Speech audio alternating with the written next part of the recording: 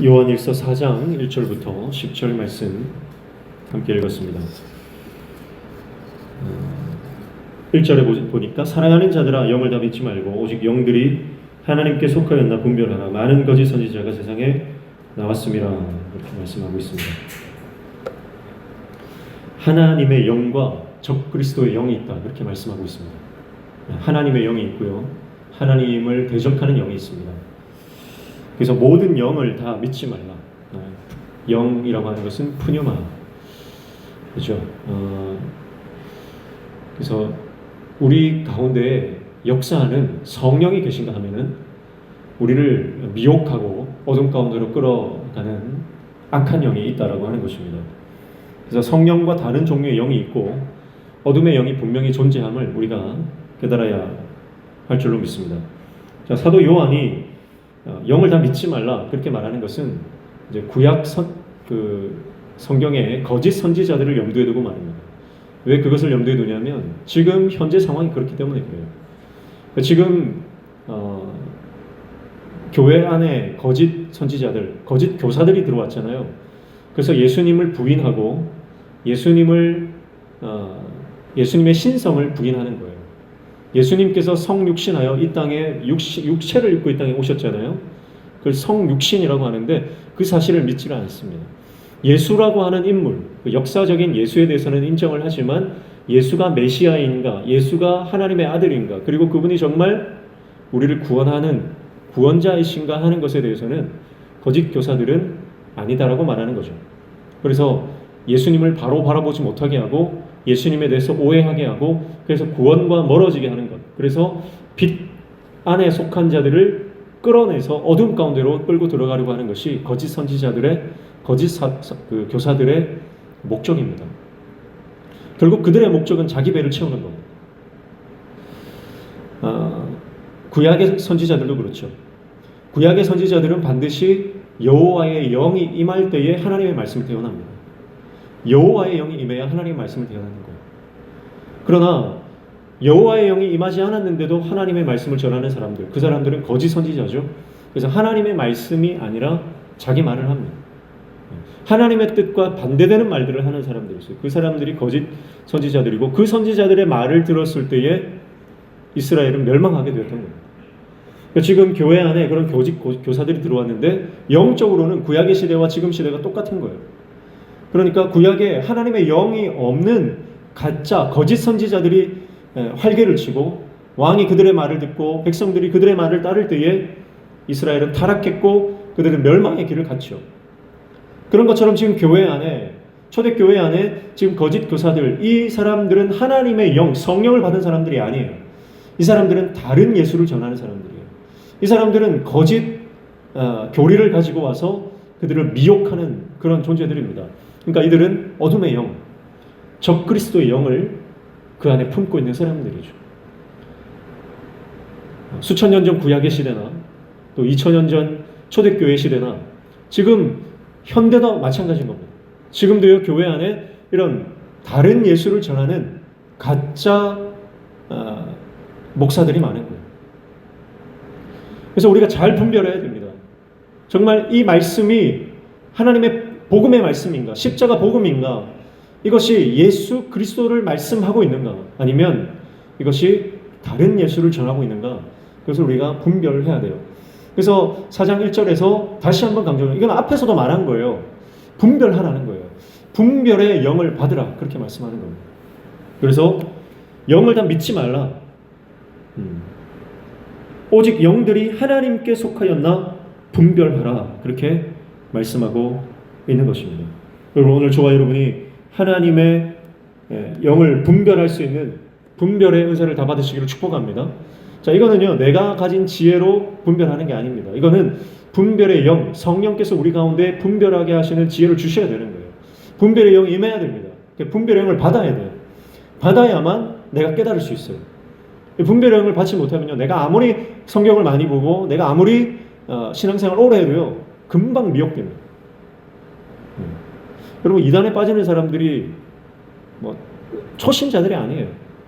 이단에 빠지는 사람들 대부분이 보면요 열심히 있는 사람들, 그리고 그들이 주 타겟이잖아요. 사실은 열심히 있는 사람들을 빼가는 거예요. 정말 근데 그 특징이 뭐냐면 자기 열심이에요. 하나님의 은혜가 아니고 자기 열심으로 뭔가 자기가 신비한 것들을 이렇게 추구하고 찾아가는 그런 사람들이 여러분 우리가 예수 그리스도 말씀이신 예수 그리스도의 모든 우리의 신앙이 귀결되어야 할 줄로 믿습니다. 근데 예수 그리스도가 아니라 다른 어떤 신비한 것을 쫓아가는 사람들은요 이단에 많이 빠져요. 기독교는 제가 전에도 한번 말씀드렸지만 기독교는요 신비주의가 아닙니다. 기독교는 신비주의가 아니에요. 기독교는 신비 그 자체입니다. 예수 그리스도를 우리가 쫓아 살아갈 때에 예수 그리스도 안에서 우리는 하늘의 놀라운 신비를 경험하며 살아가는 인생이 될 줄로 믿습니다. 근데 예수 그리스도가 아니라 다른 곁가지를 붙드는 거죠. 현상들, 어떤 특별한 은사들. 여러분 그거는요 우리가 예수를 붙들면 무엇보다 예수를 사랑하는 사람에게 하나님 주신 은사예요. 그런데 예수보다 은사를 사랑하는 사람이 있어요? 그러면 그 사람은 은사주의, 신비주의로 빠져서요 결국은 미혹의 영의 밥이 됩니다. 오늘 저와 여러분이 우리 인생에서 유일하고 가장 가치 있는 우리의 의미는 예수 그리스도 외에는 없는 줄로 믿습니다. 그래서 예수 그리스도를 붙잡고 예수 그리스도를 쫓는 사람에게 하나님은 하늘의 신비를 경험하게 하시는 신비로우신 하나님의 세계 그 자체를 경험하게 해주시는 거죠. 근데 우리는 예수님을 빼고 우리 가운데 예수는 없고 신비로운 것들로만 채우려고 합니다. 그러면 2단에 빠지고 3단에 빠지는 사랑하는 성도 여러분, 오늘 저와 여러분의 인생의 중심에 예수님을 모시고 그분을 왕으로 모시고 살아가는 하나님의 종 되시기를 축복합니다. 그래서 열심히 있는 사람들이 다 2단에 보면 빠지는 거예요. 목사들도 가서 거기 앉아있고 장로들도 거기 가서 앉아있고 권사님들이 거기 가서 앉아있어요. 그러니까 말씀을 보면서 예수를 깨달아야 됩니다. 우리가 말씀을 보면서 신앙생활하면서 십자가를 깨달아야 됩니다. 이 십자가를 깨닫지 못하면 극단적인 신비주의로 가든지 아니면 극단적인 어떤 경건주의로 빠져가지고 가만히 있는 게 거룩한 건 줄 알고요. 근엄한 게 거룩한 건 줄 알아요. 그래서 말씀이 말하고 있는 거룩과 거리가 멀고요. 말씀이 말하는 신비와 거리가 먼 삶을 살아가는 겁니다. 그러니까 예수님이 우리 삶의 중심이 되는 줄 믿습니다. 이 예수가 없으면, 이 예수가 배제되고 이 예수가 생략되면 그건 껍데기로 빈 깡통이 될 수밖에 없다는 것이죠. 오늘 저 여러분의 삶 가운데 예수를 붙드는 예수의 사람, 십자가의 사람 되시기를 축복합니다. 그래서 분별의 영을 받아야 되는데요. 이미 이 거짓 선지자가 세상에 나왔다 그렇게 말씀을 하고 있는 거죠. 지금 이 땅에도요 너무나 많은 거짓 선지자들이 이 땅에 존재하고 있습니다. 미혹하는 영들이 얼마나 많은지 모릅니다. 그래서 마치 물속에 낚싯대를 이렇게 던져놓은 것 같아요. 우리가 사는 세상에 여러분 이 영적인 미끼들이 굉장히 많이 있습니다. 그 반짝반짝 빛나거든요. 물고기가 그 미끼를 보면요, 그 미끼가 이제 굉장히 반짝반짝 빛이 나고요. 저걸 꼭 먹어야 되겠다는 그런 생각이 드는 거죠. 근데 그걸 물어버리는 순간 생명이 탈취당하는 것이죠. 신명기 13장 말씀 한번 보시면요, 모세가 이미 경고를 하고 있습니다. 이스라엘 백성들이 가나안 땅에 들어갔을 때에 그 가나안 땅에 수많은 우상들이 있어요. 수많은 우상들과 거짓 선지자들도 그 안에 도사리고 있습니다. 그래서 모세는 이미 신명기 13장에서 그 모든 미혹의 영들을, 거짓 선지자들을 분별하라고 말씀을 하고 있습니다. 신명기 13장 1절부터 5절까지인데요. 1절 먼저 보시면 너희 중에 선지자나 꿈꾸는 자가 일어나서 이적과 기사를 내게 보이고 2절 그가 내게 말한 그 이적과 기사가 이루어지고 너희가 알지 못하던 다른 신들을 우리가 따라 섬기자고 말할지라도, 그렇게 말하죠. 자, 여러분 보십시오. 가나안 땅에 이스라엘 백성들이 들어갔을 때 거기에 이적과 기사를 행하는 거짓 선지자들이 거기 있다는 거예요. 다른 신들을 섬기자고 말하는 그런 사람들이 있다는 것입니다.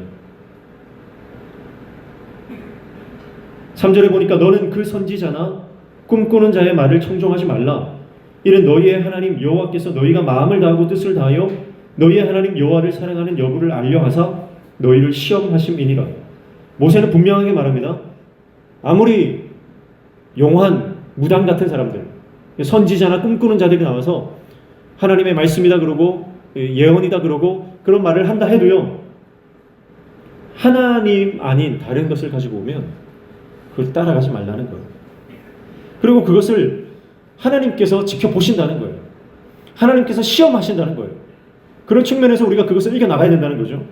4절에 너희는 너희의 하나님 여호와를 따르며 그를 경외하며 그의 명령을 지키며 그의 목소리를 청종하며 그를 섬기며 그를 의지하며, 그래 말합니다. 무슨 말입니까? 우리가 들어야 하는 것은 하나님의 말씀이라는 거예요.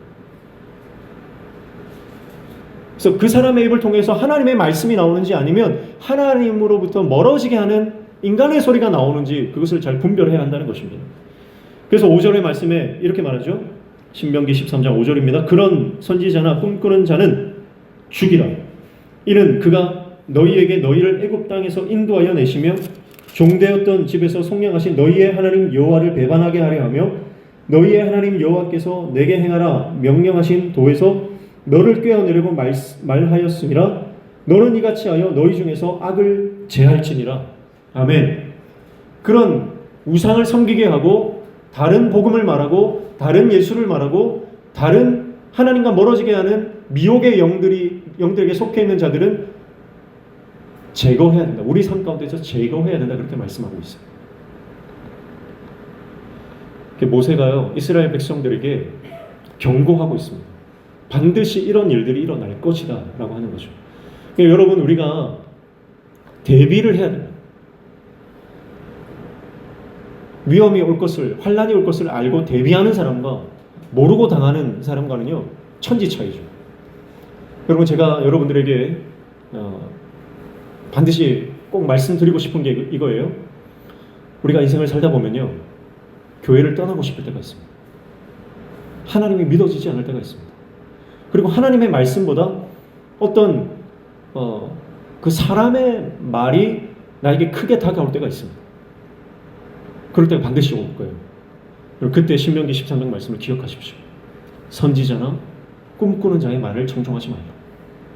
그리고 그 악한 영향력을 주는 미혹의 영들을 가지고 있는 자들을 내 삶에서 죽이라, 제거하라 말씀합니다.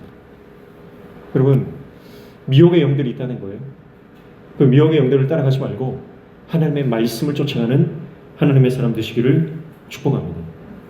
그래서 오늘 본문에는요, 이렇게 미혹의 영들이 있다는 것인데요, 이 미혹의 영을 우리가 어떻게 이겨나갈 것인가 하는 말씀을 하고 있는데요, 먼저 결론적으로 말씀드리면 첫 번째는 그 사람이 하는 말의 입술을 통해서 무엇이 시인되는가, 즉 예수 그리스도가 그 삶을 통해서, 그 입을 통해서 시인되고 있는가를 보면 된다는 거예요. 그게 첫 번째입니다. 여러분, 귀신 들린 사람은요, 절대 예수 그리스도를 인정하지 못합니다. 그러니까 이 사람이 정신병인가 아니면 귀신 들렸는가 분별하는 하나의 기준이 바로 이 사람이 예수 그리스도를 구주로 인정할 수 있는가 하는 거예요. 정신적으로 문제가 있는 사람들은요, 이것이 정신적인, 감정적인 어떤 질병으로서 온 것이기 때문에 그 사람이 예수 믿는 사람도 우울증 걸릴 수 있고요, 예수 믿는 사람들도 정신적인, 감정적인 어떤 어려움에 당할 수 있어요. 여러분, 우울증이라든지 공황장애라든지 이런 거는요, 감기와 같은 거예요. 그래서 우리가 날씨가 춥고 몸이 면역력이 약해지고 요즘같이 막 대한민국 전체가 지금 추위에 벌벌 떨고 정신을 못 차리고 있잖아요. 부산도 갑자기 이렇게 추워지니까 막 정신을 못 차리는 거예요. 저도 그렇습니다. 이럴 때일수록 옷을 더 따뜻하게 입으시고요, 옷을 내일을 한 장 더 입으시고요, 목도리를 꼭 하셔야 돼요. 그래야 내 안에 있는 체온을 뺏기시면 안 돼요. 그리고 춥다고 움츠리시지 말고 더 움직이시고 운동을 하셔야 돼요. 그래서 발열을 시켜야 돼요. 내 몸에서 열을 막 내셔야 됩니다. 그러면 추위를 이길 수가 있거든요. 근데 어쨌든 지금 이렇게 막 갑자기 추워지면 정신을 못 차리죠.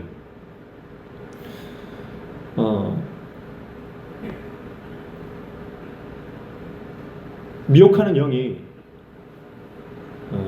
우리 안에 들어오면요, 그 정신과 우리의 세계를 장악해버리면 예수 그리스도를 인정하지 못합니다. 감기 걸리거나 어떤 감기에 걸린 것처럼 정신적으로 우울증이나 이런 정서적인 감정적인 어려움에 처한 사람들은요, 예수님을 인정합니다. 고백합니다. 예배도 드리고 찬송도 합니다. 근데 귀신이 그 안에 들어있는 사람은 절대 찬송을 못합니다. 제가 귀신 들린 사람들을 보니까요, 절대 찬송을 못해요. 예수님을 주라고 인정을 못하더라고요. 여러분, 그게 첫 번째입니다. 저 사람이 정말 용한 사람이고 정말 신실한 하나님의 종인 것처럼 보여도요, 그 입에서 결국은 예수의 영광이 나오느냐 아니면 자기 영광이 나오느냐, 그걸 보면요, 그 사람이 진짜인지 아닌지 알 수 있다는 거예요. 한국교회에 수많은 교회가 있지요. 5만여 교회, 6만여 교회가 한국교회에 수많은 교회들이 있습니다. 목회자는 얼마나 많을까요? 그것보다 뭐 10배수는 더 많겠죠. 목회자들은 수십만에 혹은 100만이 넘는 목회자들이, 사역자들이 있다고 보는데요, 그들 가운데 정말 예수 그리스도에 죽고 사는, 예수님만 사랑하는 사역자들이 얼마나 되겠느냐 하는 거예요. 오늘 한국교회 수백만의 크리스천들이 있습니다. 성도들이 있습니다. 그들이 기독교를 적어내라고 하면 종교를 적어내라고 하면 기독교라고 적죠. 때로는 뭐 개신교 이렇게 적을 수도 있겠죠. 그런데 정말 내가 나의 종교란에 기독교라고 쓰는 것처럼 나는 정말 내 삶의 기독은 그리스도잖아요. 그리스도를 한자로 표현한 게 기독이거든요. 그리스도. 크리스찬도 그 크리스찬이라는 단어가 크라이스트, 그리스도가 들어있죠. 내가 정말 기독교라고 쓰면서 나는 기독교인이다라고 말하면서 정말 내 안에 예수가 있느냐는 말이죠. 예수가 없는 가짜 그리스도인들이 많은 겁니다. 그 삶을, 그 말을 통해서, 그 사람의 입을 통해서 끊임없이 예수 그리스도, 십자가, 그리고 하나님의 영광이 드러나고 그것이 선포되어지느냐, 아니면 끊임없이 자기 자랑과 자기 의와 자기를 드러내는 말들이 나오느냐, 궁극적으로 그가 추구하는 것이 예수 그리스도의 영광이냐, 그분의 십자가냐, 아니면 자신의 영광이냐, 그것을 보면 우리는 그 사람이 진짜인지 아닌지 분별할 수 있다는 겁니다. 복음의 옷을 입은 것 같지만 양의 탈을 쓴 늑대가 많다는 거죠. 그래서 그 중심에는요, 뱀이 또아리를 틀고 있는 것처럼 그 안에 미혹의 영이 있습니다. 지금은 우리가 잘 몰라요. 근데 끝에 가면 반드시 드러납니다. 애매한 분들도 있어요. 그런 분들도 끝에 가면 드러납니다. 그러니까 우리의 마지막을 가봐야 우리도 진짜인지 아닌지가 드러나요. 여러분, 저와 여러분이 마지막에 가서 진짜로 판명되어지는 하나님의 사람 되시길 축복합니다. 지금은요, 우리가 판단할 수 없어요. 하나님만 판단하시는 분이고, 진짜는 그분의 심판대 앞에서 드러나는 거죠. 저도 앞에서 설교하는 공목사도 끝에 가서 진짜인지 아닌지 하나님이 판단하시는 거예요. 두려운 거죠.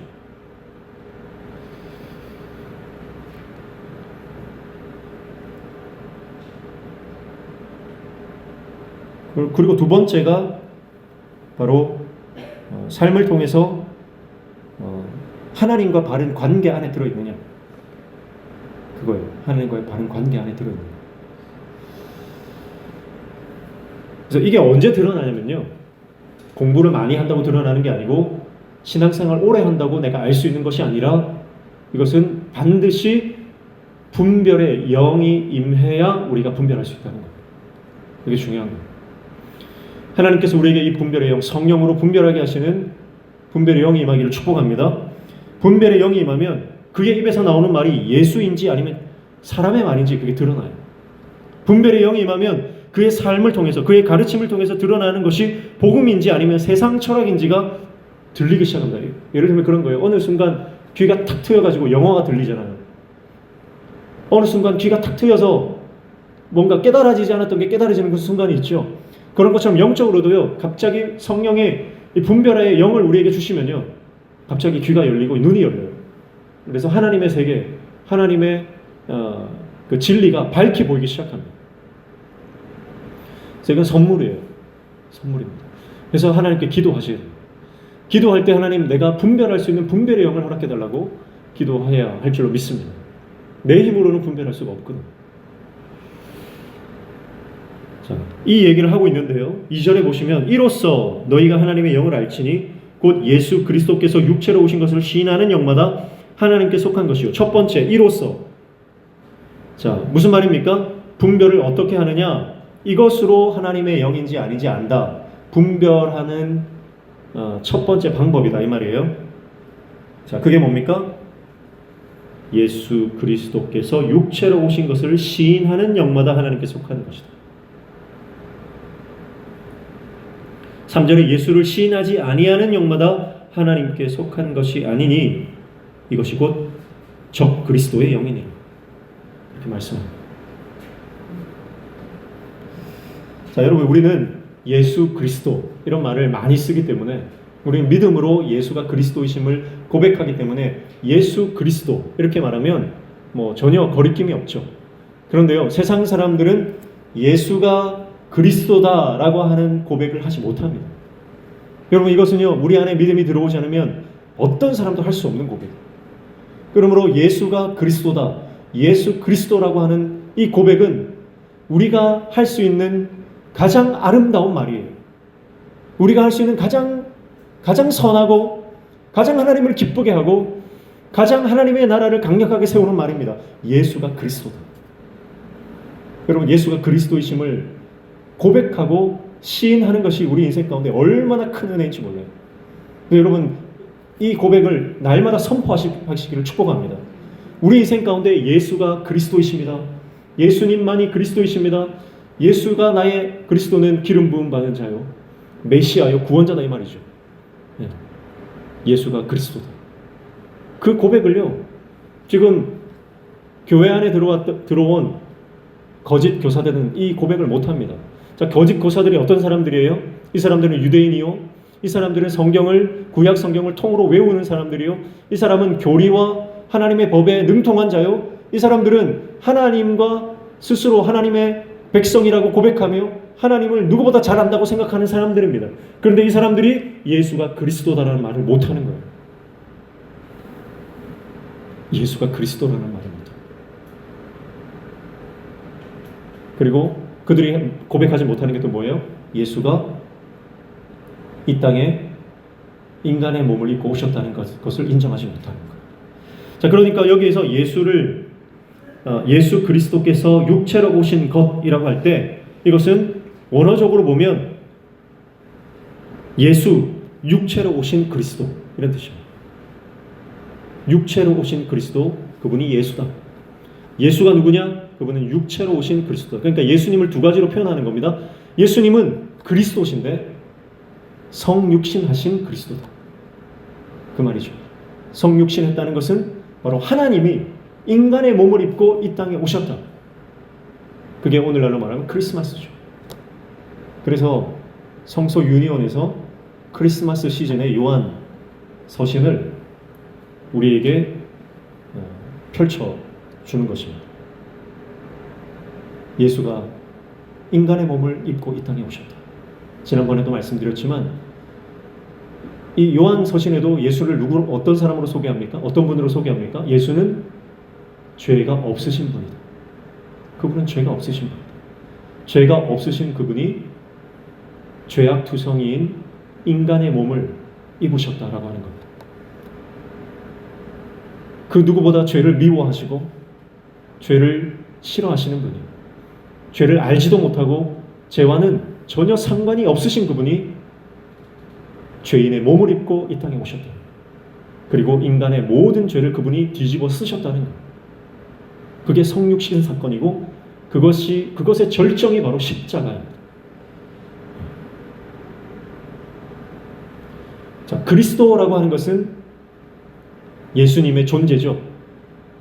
예수님의 이 땅에서의 그분이 어떤 분인지를 가르쳐주는 것이고, 그리고 예수님이 육체로 이 땅에 오셨다라고 하는 것은 그분의 십자가 사건을 말하는 것입니다.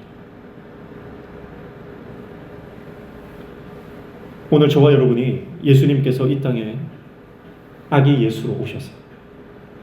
그것도 어른으로 오신 게 아니라 아무것도 할 수 없는 아기의 모습으로 오셨다는 거예요. 여러분 이게 얼마나 여러분 예수님께서 우리를 사랑하시는, 그러니까 예수님이 이 땅에 오실 때에 이게 재림하실 때는 구름을 타고 오시겠지만 초림 때에도 만약에 여러분 우리가 예수님 입장이다 생각해 보세요. 그러면 정말 구름을 타고 영광 가운데 이 땅에 오셔가지고 내가 그리스도다, 내가 메시아다 그러면 얼마나 많은 사람이 믿고 따르겠습니까? 근데 예수님이 맨 처음 오신 곳이 어디예요? 맨 처음 오신 곳이 마리아의 태중입니다. 태중. 그 태중에 있을 때 예수님이 의식이 있었는지 없었는지 잘 모르겠지만 어쨌든 예수님께서는 아무것도 할 수 없는 인간의 뱃속에서부터 시작하셨다는 거예요. 창조주께서 피조물의 뱃속에서부터 시작하셨다는 거예요. 그리고 그 뱃속에서 10달을 기다리시고 그리고 출생하신 이후에 부모로부터, 인간 부모로부터 기저귀를 갈아야 되고 이유식을 먹어야 되고 젖을 먹어야 되고 그 모든 그 신생아의 과정을 거쳐셔야 되고 유년기와 소년기와 그 청년기와 그 모든 인간의 생애를 경험하셔야 했다는 거죠.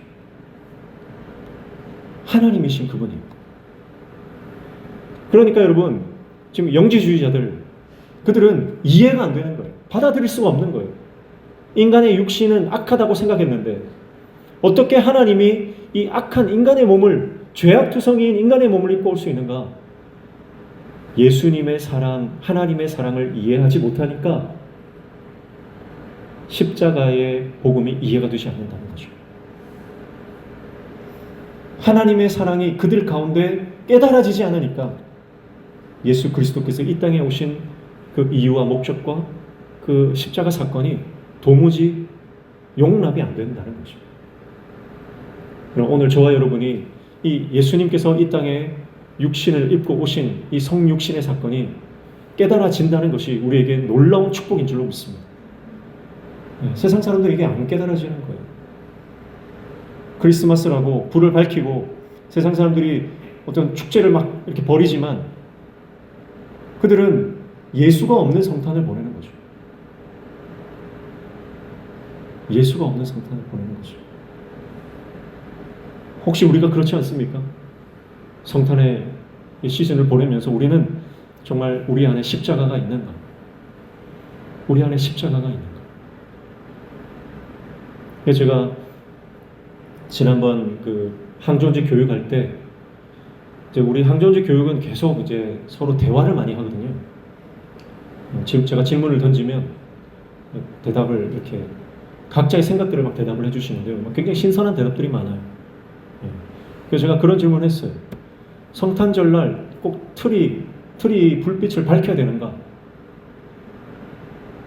십자가 불빛으로 부족한가? 예수 그리스도의 그 이 땅에 오심을 밝히는 저 십자가만으로 부족한가? 제가 그런 질문을 던졌죠. 그러면서 물론 긍정적으로 우리가 성탄의 불빛을 밝히고 하는 것에 대해서는 저도 긍정적으로 생각하고요.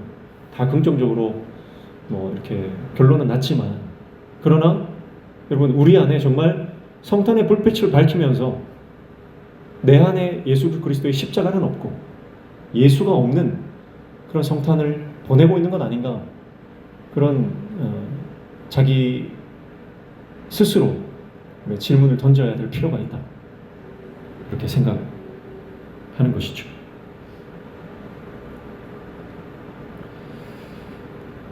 그래서 3절에 적그리스도의 영이 나옵니다. 적그리스도의 영이 나오고요. 이 적그리스도의 영이 3절 하반절을 보니까 오리라 한 말을 너희가 들었거니와 지금 벌써 세상에 있느니라 그랬습니다. 예수님께서 말씀하셨죠? 이미 말씀하셨습니다. 환난에 대해서, 마지막 때에 대해서 말씀하셨고 이 적그리스도에 대해서 예수님께서 이미 언급하셨고요. 그 적그리스도가 이미 이 세상에 와 있다 그렇게 말씀했죠. 하나님 나라를 대적하는 영이고 미혹하는 영입니다. 예수 그리스도가 예수님이 그리스도라고 하는 것을 부정하고 예수님을 오해하게 만들고 예수님께 나아가지 못하게 하는 모든 어둠의 세력들, 그리고 그 세력에 속한 모든 영들, 그것이 바로 적 그리스도의 영입니다. 자, 그러면 이 적 그리스도의 영과 우리가 싸우는 싸움이라는 거예요. 우리가 신앙생활 하는 것이 영적인 전쟁이죠. 이 영적인 싸움 가운데서 우리가 어떻게 이기는가, 어떻게 승리하는가. 4절입니다. 자녀들아, 너희는 하나님께 속하였고 또 그들을 이기었나니 이는 너희 안에 계신 이가 세상에 있는 자보다 크심이라. 아멘. 자, 너희는 하나님께 속하였고 또 그들을 이기었다, 그렇게 말씀하고 있죠. 이길 수 있는 이유가 뭐죠? 너희 안에 계신 이가 세상에 있는 자보다 크기 때문이다, 그렇게 말하고 있습니다. 자, 그러니까 무슨 말이에요? 우리가 영적 싸움을 이기는 승리의 비결이 뭐라는 겁니까? 주님 안에 거하는 것입니다. 그리고 주님이 내 안에 계십니다. 그게 영적인 승리의 비결이라는 것입니다. 우리가 혈과 육에 대한 싸움을 싸우는 게 아니죠. 악한 영, 미혹하게 하는 영, 적그리스도의 영과 싸우는 이 영적인 싸움을 싸워나갈 때 우리가 승리하는 유일한 길은 바로 주님 안에 거하는 것입니다. 그러니까 우리가 세상 가운데서 어마어마한 환난을 당하고 엄청난 핍박을 당하고 내 마음이 뒤집어지고 엎어지고 자빠지고 완전히 내 삶이 무너져도 여전히 주님 안에 거한다 그러면 우리 승리한 줄로 믿습니다. 여전히 그러나 나는 주님 안에 거합니다. 그 말씀이 내 안에 있으면 여러분 그건 이미 승리한 거예요. 여러분 승리를 다른 데서 찾지 마십시오. 다른 사람의 코를 납작하게 하는 게 승리가 아닙니다. 내가 그 사람 위에 올라서서 많은 사람들이 나를 주목하는 것, 그것이 승리가 아닙니다. 그것은 세상이 말하는 승리예요. 내가 주도권을 잡는 것, 그것이 승리라고 생각하죠. 그래서 어떤 일련의 상황을 거치면서 모든 사람들이 내 앞에 무릎을 꿇고 모든 주도권을 내가 잡는 것, 그것을 우리는 승리라고 말합니다. 그것은 세상이 말하는 승리죠. 그러나 성경이 말하는 승리는 뭡니까? 영적인 치열한 전쟁 가운데서 우리가 여전히 주님을 떠나지 않는 것, 내가 여전히 십자가 앞에 머무는 것, 내가 여전히 주님께 속한 자가 되어 그분의 말씀 안에 거하고 그 말씀이 내 안에 거하는 것, 그것이 바로 승리라고 하는 거예요. 승리를 다른 데서 찾지 마십시오.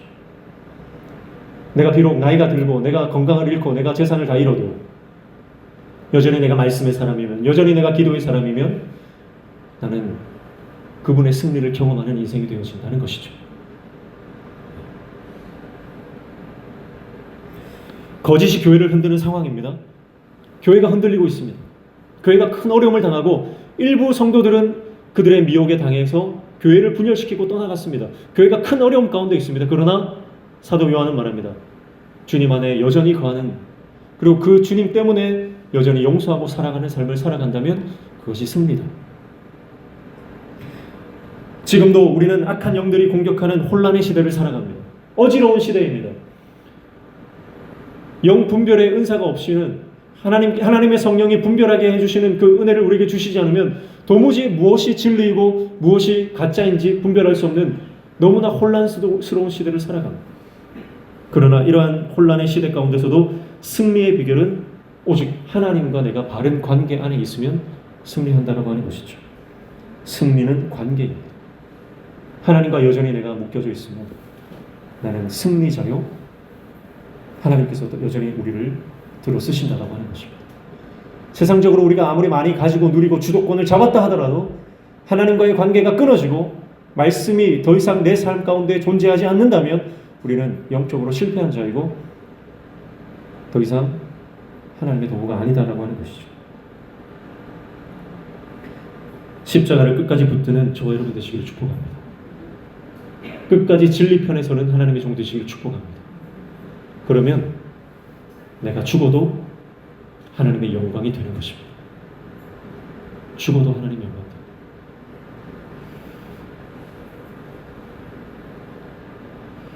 5절에 그들은 세상에 속한 고로 세상에 속한 말을 하매 세상이 그들의 말을 듣느니라 그랬어요.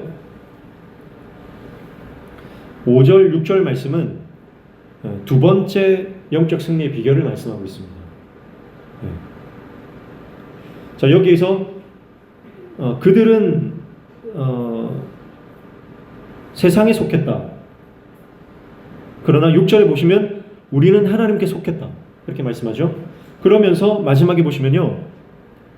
진리의 영과 미혹의 영을 이로써 아느니라 그랬습니다. 이로써. 그러니까 앞에도 이로써가 나왔죠. 4장 2절에 이로써 너희가 하나님의 영을 알지니 그랬습니다. 이로써 하나님의 영을 알지니. 그러니까 이로써 하나님의 영을 안다. 그러니까 미혹의 영을 분별하는 것이 바로 예수 그리스도를 시인할 때 아는 것이고, 두 번째가 바로 하나님, 세상에 속했느냐 하나님께 속했느냐 하는 것을 통해서 진리의 영과 미혹의 영을 분별한다, 그런 뜻이에요. 자, 그런데 6절에 보시면 우리는 하나님께 속하였으니 하나님을 아는 자는 우리의 말을 듣고 하나님께 속하지 아니하는 자는 우리의 말을 듣지 아니하나니 이렇게 말하고 있습니다. 자, 여러분, 신앙이라고 하는 것은요, 단순한 인지적인 수긍이 아닙니다. 우리가 믿음이라고 하는 것은 우리가 그것을 지식이나 정보로 받아들이는 단계가 아니라는 거죠. 신앙은 전인격적인 동의가 있어야 하는 것입니다. 그냥 인지적으로 수긍하는 정도, 정보를 받아들이는 정도가 내가 기독교인이 되었다라고 생각하는 사람들이 많아요. 근데요, 내가 신앙을 가진다라고 하는 것은 정보가 생긴다는 것이 아니라 내 전 인격이, 내 머리부터 발끝까지 내 모든 세포 하나하나까지 내가 하나님의 말씀을 아멘으로 받아들이는 과정입니다. 그게 신앙이에요. 그래서 앞서서 우리가 그 하나님을 안다라고 하는 거죠. 하나님을 안다라고 하는 것, 이것은요, 하나님과 관계가 있다는 말이에요.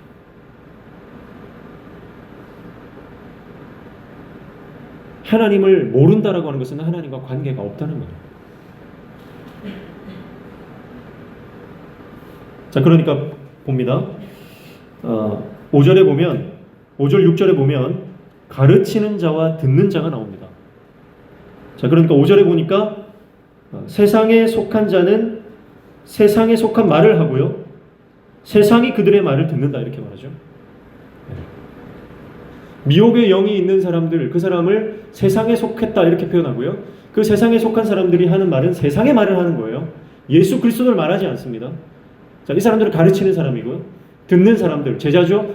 이 듣는 사람들은 그들의 말을 듣고 따라갑니다. 그러나 반대로 6절에 하나님께 속한 사람은 하나님을 아는 자라고 말하고요, 하나님을 아는 자, 그러니까 하나님과 관계 있는 사람입니다. 하나님과 바른 관계 있는 사람들은 우리의 말을 듣는다. 여기서 말하는 우리의 말은 누구의 말입니까? 예수 그리스도에 관한 말이죠.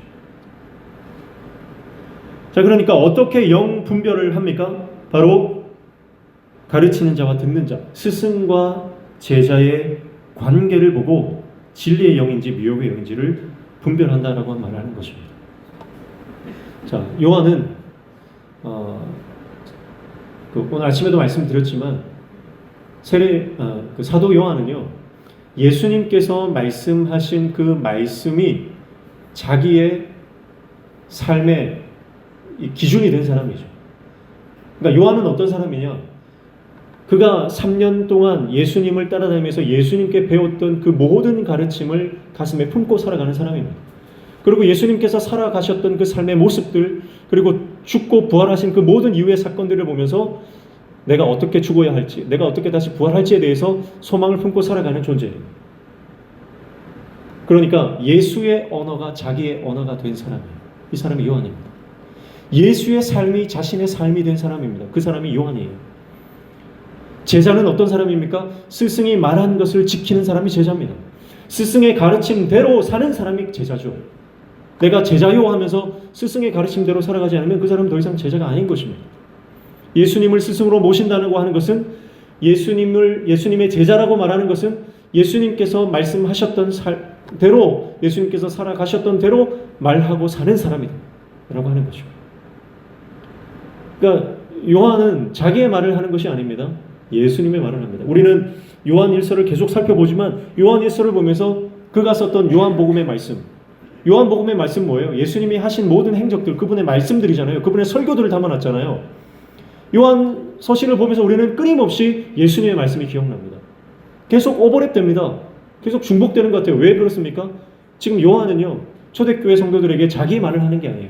그가 배운 말을 하는 거예요. 그가 예수님께 들었던 말을 하는 거예요. 그러니까 예수에 관한 말, 예수님이 하신 말, 예수님께서 그에게 가르쳐 주셨던 그 말씀을 그는 마음에 품고 그 말씀들을 다시 자신의 제자들에게 말씀을 하는 거죠. 예수의 언어가 자기의 언어가 된 사람, 자기 말을 하는 사람이 아니라 예수의 말을 하는 사람입니다. 자, 그러니까 예수의 말을 하는 사람, 예수님 때문에 스승과 제자의 관계가 된 사람들이죠. 그러니까 요한의 말을 듣는 사람들은, 요한을 따라오는 사람들은 누구의 제자가 되는 거예요? 궁극적으로 예수의 제자가 되는 거예요.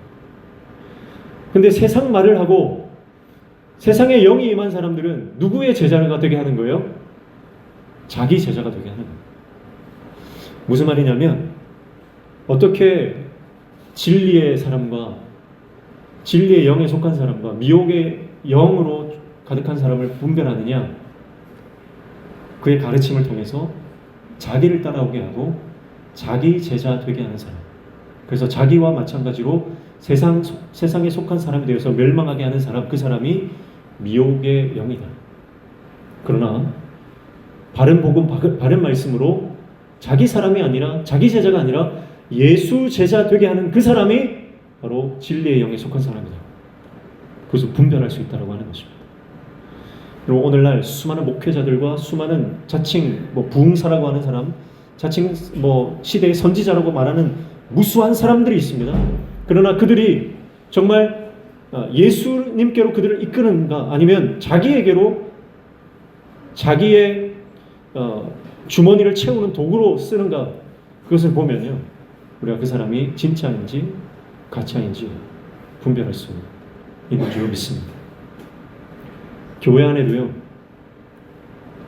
예수를 말하고 예수를 자랑하고 그의 말과 행동을 통해서 예수님께로 이끄는 사람이 있습니다. 그런 사람들은 진리에 속한 사람이요, 빛에 속한 사람입니다.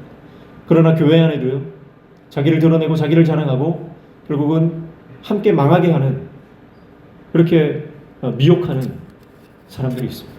그 사람들은 무늬만 성도요, 무늬만 크리스천이고 무늬만 직분자지, 무늬만 목회자지, 그 사람은 미혹의 영에 속한 사람, 어둠에 속한 사람이요, 어둠 가운데 거하는 자다. 그렇게 보는 것입니다. 여러분, 요한이 예수를 만났을 때 그의 인생에는 새로운 가치가 발생하기 시작합니다. 그가 꿈꾸지 못했고 그가 상상하지도 못했던 그 삶의 새로운 의미와 가치가 예수를 만났을 때 발생하기 시작했죠. 그리고 그 예수로 인한 그의 삶의 가치는 그의 인생을 송두리째 바꾸어 놓았고, 그가 어떻게 살아야 할지, 인생의 목적과 인생의 의미와 인생의 가치를 새롭게 재설정하는 계기가 되었던 것입니다. 여러분, 예수를 제대로 만나야 됩니다. 예수를 제대로 만나고 십자가 복음이 우리의 삶에 와서 충족해야 됩니다. 여러분, 에너지라는 게 있죠. 에너지는요, 어떤 물체의 속도나 또 무게, 이것이 커지면 커질수록 에너지가 커지잖아요. 예를 들어서 큰 덤프트럭이요, 우리에게서 와서 받았다 그래 보세요. 벽을 부딪혔다 생각해 보세요. 그럼 그 벽은 붕괴될 것입니다. 그러나 어린아이가 타는 작은 자전거가 벽을 갖다 받아도 그 벽에는 아무런 일이 일어나지 않습니다. 여러분, 예수 그리스도는 온 우주보다 크신 분입니다. 그 예수가 우리 삶에 와서 맞닿을 때 우리의 영혼과 우리의 가치와 우리의 철학과 우리의 인격과 우리의 삶을 충격할 때, 여러분, 우리 인생은 산산이 부서지는 것입니다.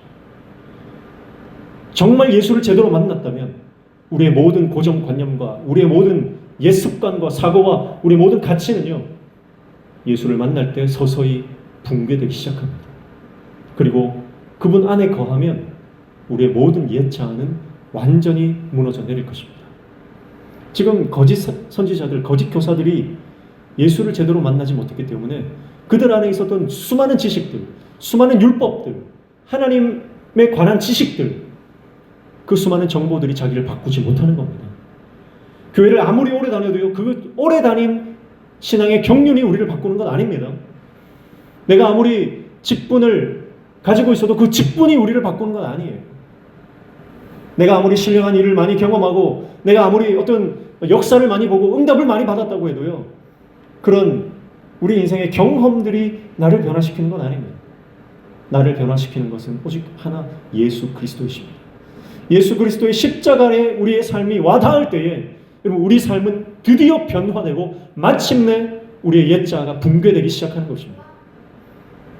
그럼 오늘 저와 여러분 인생 가운데 그 예수를 제대로 만나는 은혜가 있기를 축복합니다. 예수님은 아기 예수, 아무것도 할 수 없는 연약한 모습으로 이 땅 가운데 오셨지만 그분은 모든 것을 이루셨습니다. 그럼 오늘 그 예수를 붙잡을 때 우리 삶에도 놀라운 하나님 나라의 대변혁이, 완전한 그 혁명이 우리 삶 가운데 일어나게 되는 거죠. 그 은혜를 누리시기를 주님의 이름으로 축복합니다. 그래서 제자와 스승, 그 가르치는 자와 받는 자의 관계를 통해서 이 진리의 영과 미혹의 영을 분별할 수 있다, 그렇게 요한이 말씀을 하고 있습니다. 자, 그렇기 때문에 7절을 말씀합니다. 사랑하는 자들아, 우리가 서로 사랑하자. 사랑은 하나님께 속한 것이니 사랑하는 자마다 하나님으로부터 나서 하나님을 알고, 그렇게 말했습니다. 자, 앞서서도 말했지만 하나님을 안다는 것은 하나님과 관계가 있다라고 말합니다. 구약 성경에도 안다라고 하는 단어, 야다라고 하는 단어는요, 그냥 지식적으로 그냥 아는 것이 아니라 그 사람과의 깊은 관계를 맺어서 아는 것이라 그러잖아요. 여기서도 안다라고 하는 것은 하나님과 관계가 있다라고 하는 거예요. 그러니까 여기서 안다라고 하는 것을 관계 있다라고 해석하면 이렇게 다시 읽을 수 있습니다. 사랑하는 자들아, 우리가 서로 사랑하자. 사랑은 하나님께 속한 것이니 사랑하는 자마다 하나님으로부터 나서 하나님과 관계가 있다, 이렇게 말하는 거죠. 자, 그러니까 사랑하는 자는 하나님께 소속되어 있는 사람이고 하나님과 관계가 있는 사람이다, 그 말씀입니다. 반면에 8절에 사랑하지 아니하는 자는 하나님을 알지 못한다, 하나님과 관계가 없는 사람이다. 왜냐하면 하나님은 사랑이시기 때문이다는 거예요. 사랑하는 성도 여러분, 하나님은 사랑이십니다.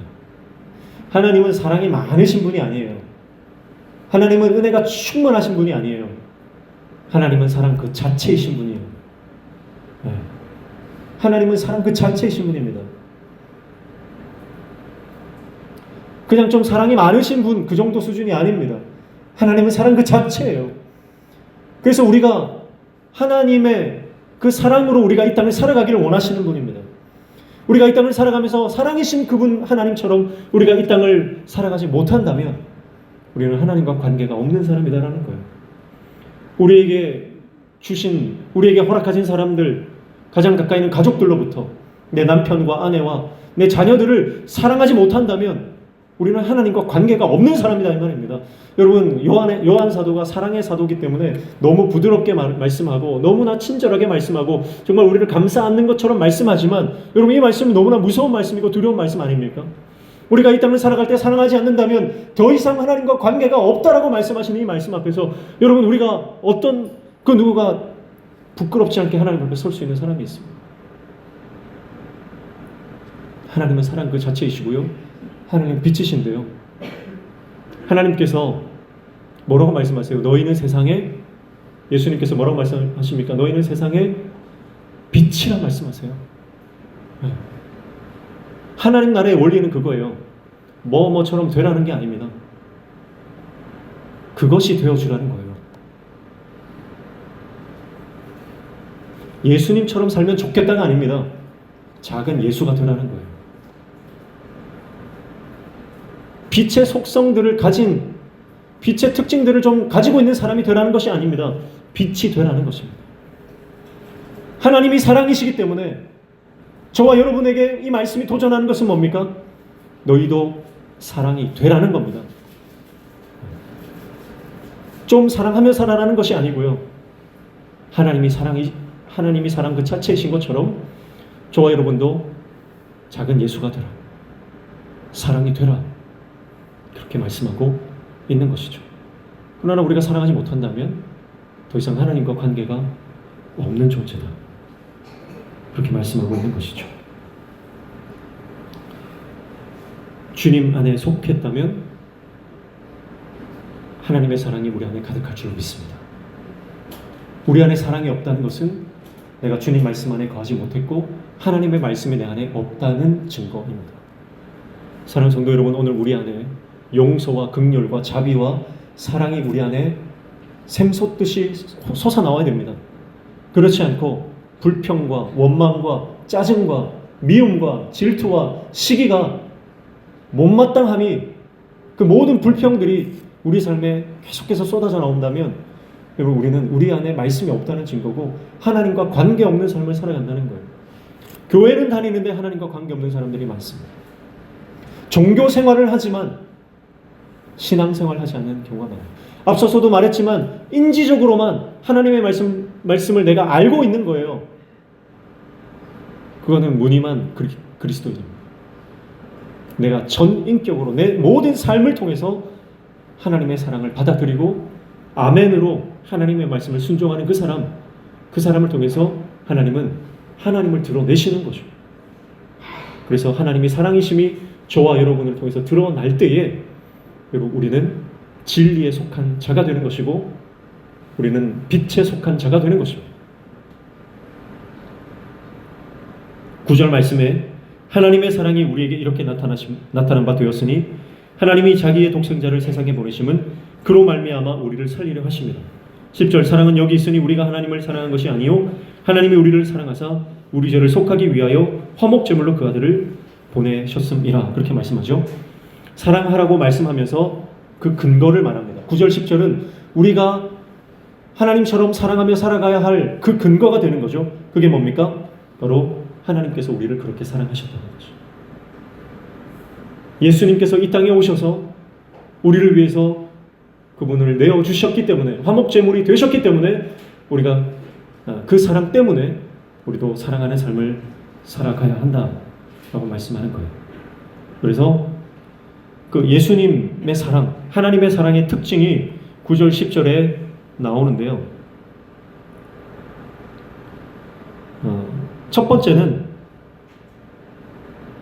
우리는 하나님을 거절하고 자기만을 사랑하는 인생을 살았다는 것입니다.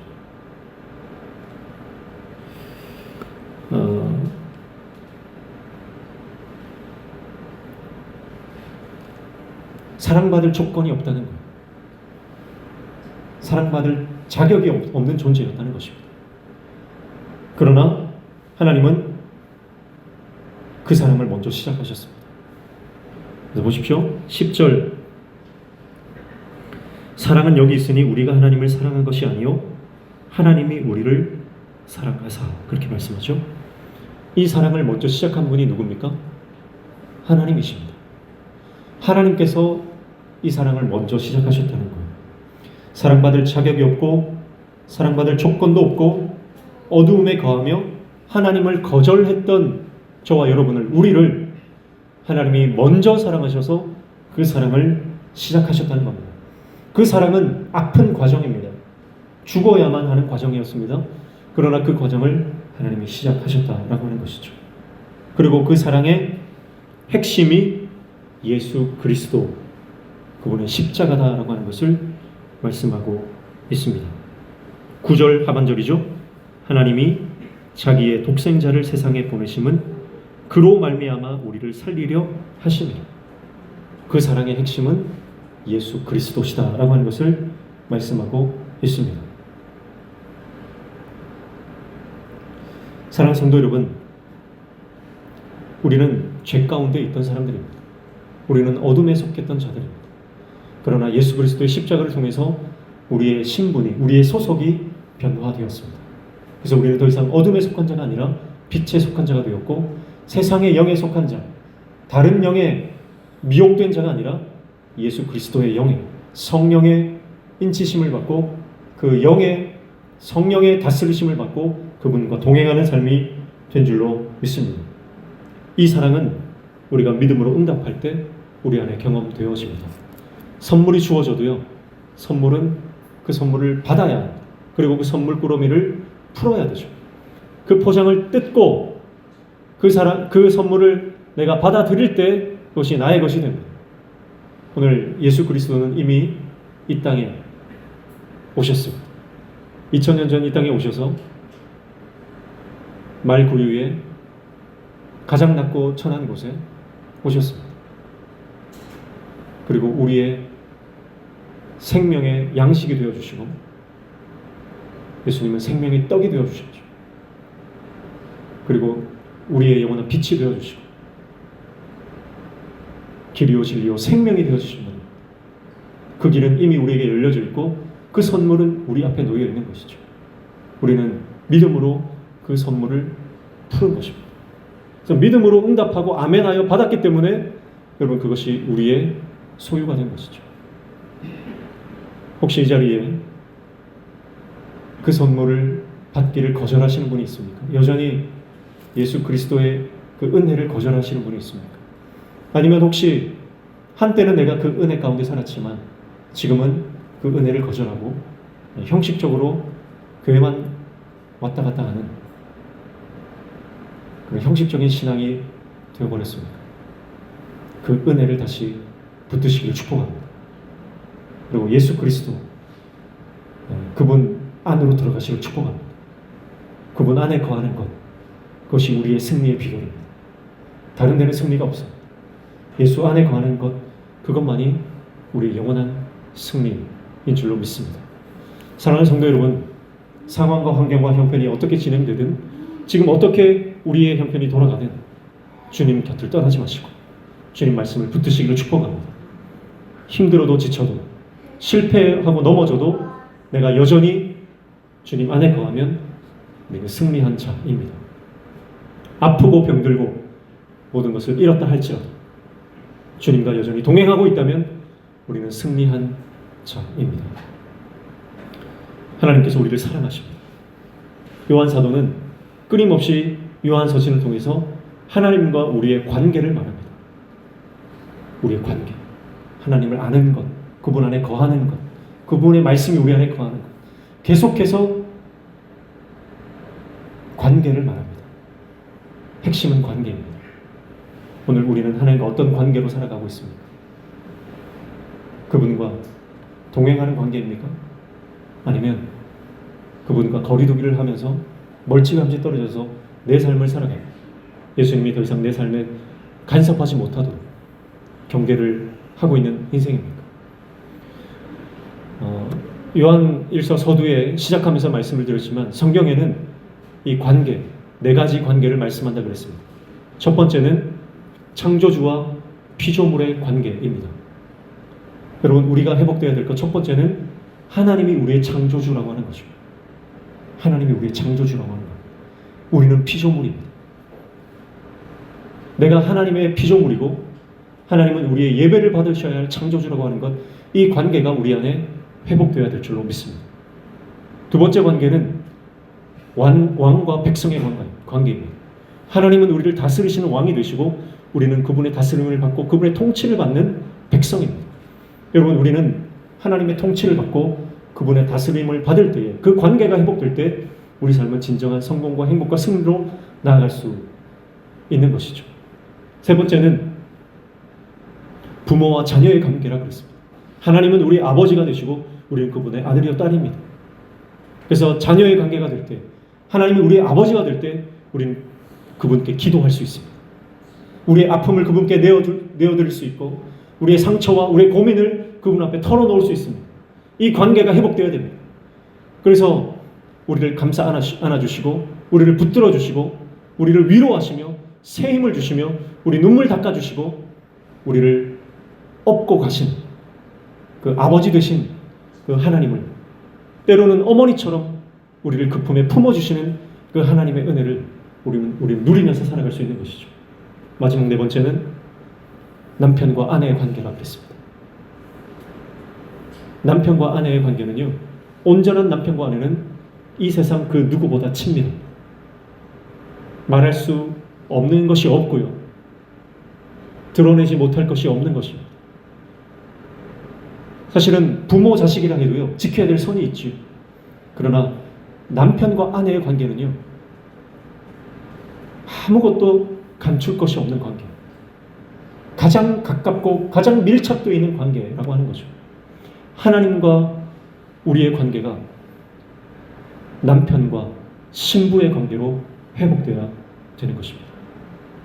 여기에는요, 또 이 모든 관계에는 우리가 지켜야 될 또 도의, 이런 것들도 존재하는 것이고, 사랑하는 성도 여러분, 요한은 계속해서 우리에게 관계를 얘기하고 우리가 어디에 소속되어 있는지, 우리의 신분과 소속과 우리의 정체성을 끊임없이 말합니다.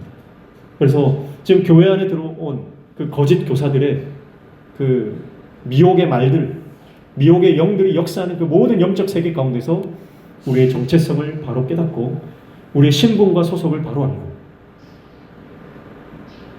그래서 사도 바울은 끊임없이 우리가 예수 그리스도로 옷 입으라 그렇게 말씀하잖아요. 옷이 뭘 말하는 겁니까? 옷이 신분과 소속을 말하는 거거든요. 군인이 군복을 입을 때 군인다워지는 것입니다. 우리가 회사에 유니폼을 입으면요, 그 회사가 추구하는 그 회사의 이념을 따라가게 되어 있어요. 무슨 옷을 입느냐에 따라서, 그 제복을 입는 것에 따라서 우리 마음가짐이 달라지게 되는 것이죠. 그래서 옷은, 유니폼은요, 우리의 소속과 신분이죠. 사랑하는 성도 여러분, 예수 그리스도로 옷 입고 우리의 정체성을 바로 알고 우리가 어디에 속한 자인지, 우리가 누구에게 종속된 존재인지 그것을 바로 알고 예수 그리스도 안에 날마다 거하는 하나님의 종 되시기를 축복합니다.